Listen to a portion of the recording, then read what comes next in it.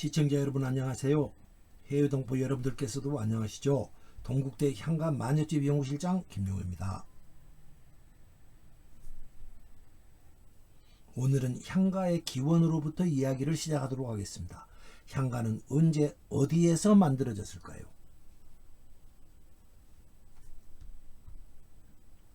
현재까지 밝혀진 향가의 시원은 공무도화가입니다. 그런데 공무도화가를 현재 고등학교에서는 향가가 아니라 고대가요라고 합니다. 틀린 내용이 가르쳐지고 있는 것입니다. 고대가요는 공무도화가, 황조가, 구지가를 말하고 있었습니다. 고대가요는 고대로부터 삼국시대 초까지 불려진 노래다. 향가가 나오기 전의 노래다. 이렇게 가르쳐지고 있습니다. 고대가요는 향가가 아니라고 가르쳐지고 있습니다. 향가를 연구하다 보니 공무도화가, 황조가, 구지가는 모두 향가였습니다. 고대가요는 향가였던 것입니다. 오늘 저는 이 영상에서 고대가요는 향가가 아니다라는 믿음을 뒤집어 버리게 됩니다. 우리나라 국문학계가 가지고 있던 오래된 미신 하나를 깨뜨리고자 합니다. 만일에 제 이론이 옳다면은 수십 년 묵은 교과서가 바뀌어야 할 것입니다. 충격적 도전이 될 것입니다. 공무도화가를 주목해 주십시오. 고조선의 노래이자 우리나라 최초의 노래입니다. 이것은 원문입니다.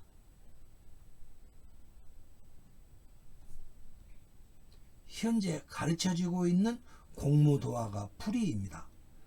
이마 그 물을 건너지 마오. 임은 끝내 그 물을 건너셨네. 물에 빠져 돌아가시니 가신 임을 어찌할꼬.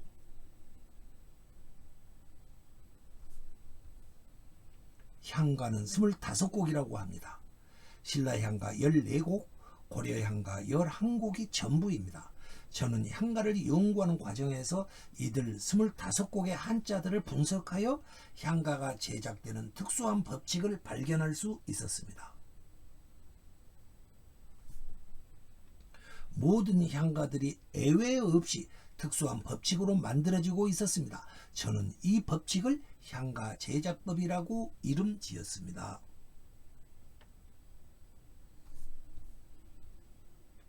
어떤 작품이 향가 제작법으로 만들어져 있다면 그것은 향가였습니다.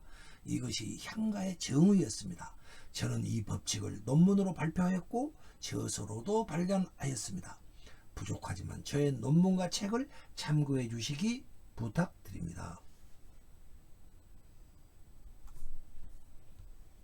저도 향가는 삼국유사와 균여전에 실린 25곡이 전부로 알고 있다가 아주 우연히 향가 제작법을 공무도화가에 적용시켜 보았습니다.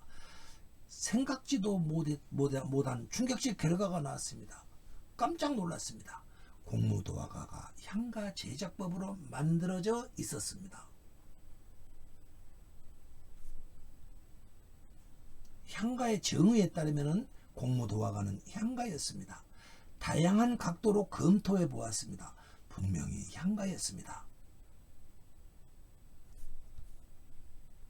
김용회 TV는 향가로서 우리와 동북아 고대의 문화를 추적해가는 TV입니다. 여러분들께서 후원해 주셨습니다. 지국총님, 서동서님, 슈퍼땡스 감사드립니다. 김승기님, 구양서님, 이소영님, 유병환님 감사드립니다. 네 분께서는 6번에 걸쳐 후원해 주셨습니다. 뜻을 받들어 더욱 성실히 노력하도록 하겠습니다.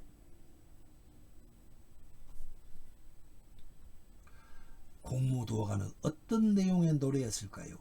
향가 제작법으로 풀어보았습니다. 지금까지의 풀이와는 전혀 다를 것입니다. 이미 없어졌네, 물 건너가네, 강 건너가네. 이미 생을 마쳤다네, 물 건너가네, 강 건너가네. 이미 떨어지네, 강에 빠져 죽는다네. 임을 어찌하리.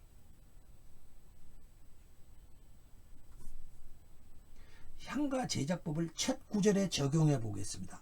공무도화 네 글자 중 첫 두 글자 공과 무, 이 두 글자를 한번 풀어보십시오. 붉은색 글자입니다. 시청자 여러분들께서는 이미 없어졌네 이렇게 푸실 것입니다. 누워서 떡 먹기다 이렇게 생각하셨죠? 무라는 한자에 주목해 주십시오. 공무 도와갈 때의 무입니다. 무는 네이버 한자 사전을 찾아보면은 17가지의 뜻이 소개되어 있습니다. 17가지의 뜻 중에 저는 없다, 죽음을 덮는 덮개다, 갑골문에서 무자는 양팔에 깃털을 들고 춤추는 사람이다 라는 이러한 풀이에 주목합니다.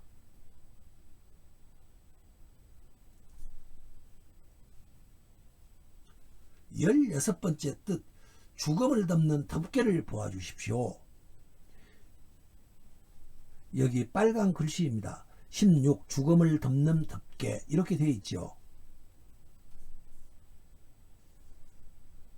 죽음을 덮는 덮개란 무엇일까요? 망자의 얼굴을 덮는 천이나 관의 뚜껑으로 판단됩니다. 저는 관 뚜껑으로 보고 싶습니다.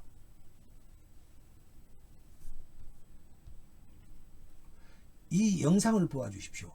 무라는 글자의 본래 뜻은 제사장이 춤추는 모습이다 이렇게 되어 있습니다. 네이버 한자 사전입니다. 공무도화가에서 무라는 글자는 없다, 죽음을 덮다, 제사장이 춤추다 이 세 가지 의미로 기능하고 있었습니다. 이러한 글자를 다기능 글자라고 합니다. 쉽게 말하자면 일타삼피 글자입니다. 일타쌍피가 아니고 일타삼피 글자입니다. 한자가 현란하게 사용되고 있습니다. 눈이 부십니다. 누가 고조선인들을 한자 실력 없다고 할 수 있겠습니까? 무라는 글자는 이미 없어졌네 라는 노랫말이었습니다. 이 노래가 누군가가 이 노래를 부르고 있을 때 관의 뚜껑이 덮이게 됩니다. 장례식 때 슬픔이 가장 크게 이를 때가 관의 뚜껑이 덮일 때라고 합니다. 망자를 사랑하는 모든 사람들이 눈물바다가 됩니다. 지극한 슬픔의 순간입니다. 이때 제사장이 춤을 춥니다. 공무라는 이 두 글자는 평범한 노래를 넘어 지극한 슬픔이 패어있는 구절이었습니다. 고조선 때 어떻게 장례를 치렀는지 들어보신 적 있으십니까? 공무도화가 첫 두 글자를 풀자 말자 고조선에서 사람이 죽었을 때 어떻게 했었는지 그 생생한 모습이 나타나고 있습니다. 충격입니다.